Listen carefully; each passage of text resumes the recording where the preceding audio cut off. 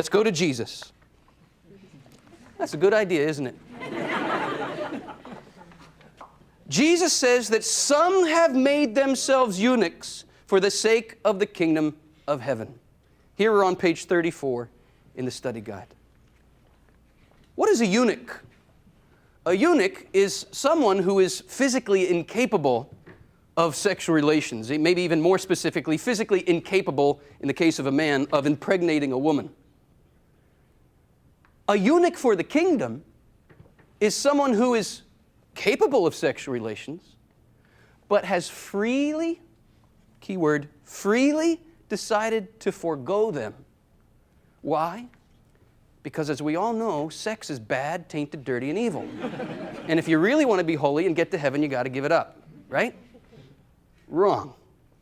It is celibacy for the sake of the kingdom. It's not celibacy for the sake that marriage and sex is bad, tainted, dirty, and evil. But what's the kingdom? Say it loudly, Father. Marriage. Preach it, brother. Marriage of the marriage of the Lamb. Remember the two bookends of the Bible? Begins with the marriage of Adam and Eve, and it ends with the marriage of Christ and the church. And as we said in our last session, which one of these marriages is our ultimate fulfillment? The marriage of the Lamb. The man or woman who chooses celibacy for the kingdom, in a certain way you could say that person has skipped the marriage of Genesis, kind of done a leapfrog over that, to devote all of his or her energies, all of the desires for love, all of the desires for union, all of the desires for children, for the family. That person has skipped the marriage of Genesis to devote everything to the marriage of Christ and the church and the family of God. This must never be understood as a rejection of our sexuality, of that deep truth that we are called to communion. Look at quote 1b. The one who adequately grasps or understands the call to celibacy for the kingdom of heaven preserves the integral truth of his humanity without losing along the way any of the essential elements of our vocation as men and women created in the image and likeness of God. Now remember, to be made in the image and likeness of God does not only mean we image God as individuals, but also how? Through the call to communion. Because God Himself is an eternal communion, Father, Son, and Holy Spirit. God is an eternal exchange of love, and we are called to share in that exchange. The celibate is not just living a life of aloneness. The celibate man or woman is also called to an intimate experience of communion.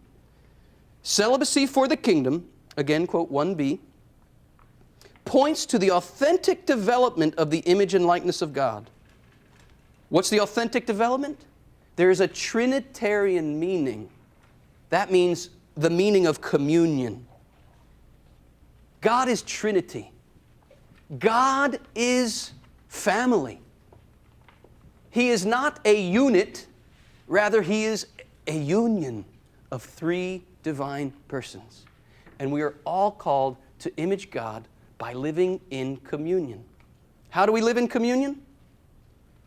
Through the gift of our bodies. Christ says, "This is my body given for you."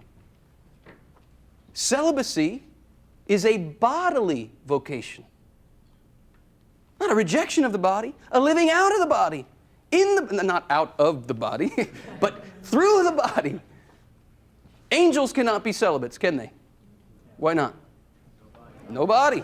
A body is required. Now, in our world today, we think of celibacy as almost like a perversion or something.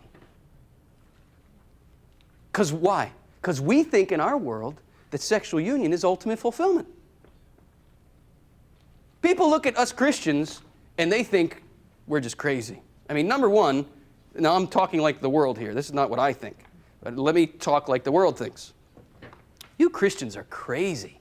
I mean, first of all, you limit your sexual pleasure to only one person for life.